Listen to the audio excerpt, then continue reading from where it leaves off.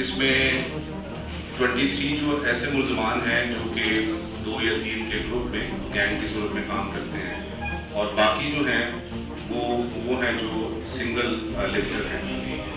اس میں ہر قبیل کے لوگ. Press conference P R O investigation wing Lahore. Anti vehicle lifting staff نے وہیکل سنیچر اور چور 9 گینگز کے 23 ملزمان سمیت 132 ملزمان گرفتار کر لیے. گرفتار ملزمان سے 3 کروڑ 72 لاکھ روپے سے زائد مالیت کی 33 گاڑیاں اور رکشے اور 519 موٹر سائیکلیں برآمد. 519 مقدمات trace. D I G investigation Lahore کی پریس کانفرنس. 22 دسمبر 2021 Lahore anti vehicle lifting staff نے مختلف کارروائیوں کے دوران وہیکل سنیچر اور چور 9 گینگز کے 23 پیشہ ور ملزمان سمیت 132 ملزمان گرفتار کر کے ان سے 3 کروڑ 72 لاکھ روپے سے زائد مالیت کی 33 گاڑیاں اور رکشے 519 موٹر سائیکلیں برآمد کر لی ہیں.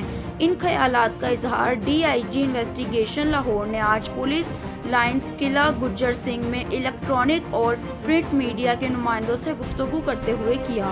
اس موقع پر S S P investigation, S P anti vehicle staff سمیت دیگر افسران بھی موجود تھے. ڈی آئی جی انویسٹیگیشن نے بتایا کہ کچھ عرصے سے وہیکل چوروں کے چند پیشہ ور گینگز لاہور میں سر عام گھوم رہے ہیں جو کہ شہریوں کے لیے سردرد بنے ہوئے ہیں. Anti vehicle lifting staff Lahore نے مختلف کارروائیوں کے دوران 9 گینگز کے 23 پیشہ ور ملزمان سمیت 132 ملزمان گرفتار کر کے ان سے 3 کروڑ 72 لاکھ روپے سے زائد مالیت کی 33 گاڑیاں اور رکشے اور 519 موٹر سائیکلیں برآمد کر لی ہیں. ملزمان کے خلاف شہر کے مختلف علاقوں میں وہیکل چھیننے اور چوری کے 592 مقدمات ٹریس ہوئے ہیں. ملزمان گن پوائنٹ پر شہریوں کو ان کی سواری سے محروم کر دیتے ہیں. علاوہ ازیں ملزمان گھروں، پلازوں اور پارکنگ اسٹینڈز کے باہر کھڑی گاڑیوں کو ماسٹر چابیوں کے ذریعے کھول کر فرار ہو جاتے ہیں. ڈی آئی جی انویسٹیگیشن نے کہا کہ تمام ملزمان سابقہ ریکارڈ یافتہ اور عرصہ دراز سے لاہور کے مختلف علاقوں میں وہیکل چھیننے سمیت چوری کی وارداتیں کرتے تھے.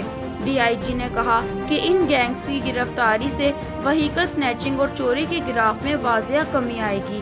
انہوں نے مزید کہا کہ شہریوں کی جان و مال کی حفاظت پولیس کی اولین ترجیح ہے اور جرائم پیشہ عناصر کے خلاف کارروائیاں جاری ہیں.